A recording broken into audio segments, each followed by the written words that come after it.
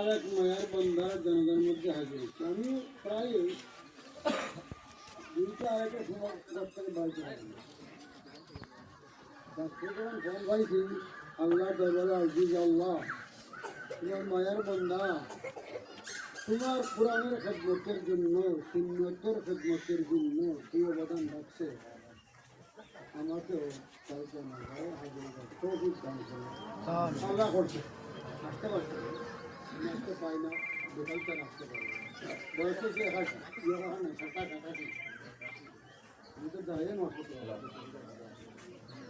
উনি যখন বছর শুরু করছে বছর মানে হইল যে আমরা কোরআন সুন্নাহর আমরা সমস্ত আকিদাগুলো আমরা জানি অনেকগুলো আমরা ভুল ভ্রান্তি আকিদা আছে কি না জানো না, কিন্তু আমরা বয়েতের রসুনের মধ্যে একটা অঙ্গীকার আছে শাহ অলিউল্লাহ মহাদেলবী রহমতুল্লাহ দৈলাদুল্লার মাধ্যমে বলেছেন যে আমরা অঙ্গীকার করছি আল্লাহ আমি আল্লাহ রসুলের উপরে ইমান আনছি, কোরআন ও হাদিসের উপরে ইমান আনছি, আল্লাহ পাক আল্লাহর কালামের যে আয়াতের যে বাবার্থ যে মুরাদ দিতে ইমান আনছি।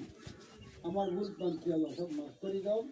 আর আল্লাহ রসুল যে হাদিসের যে বাবার্থ মুরাদ দিয়ে আমি মানছি ইমানি অবস্থার মধ্যে আমরা বললাম শুকিয়ে গেলাম।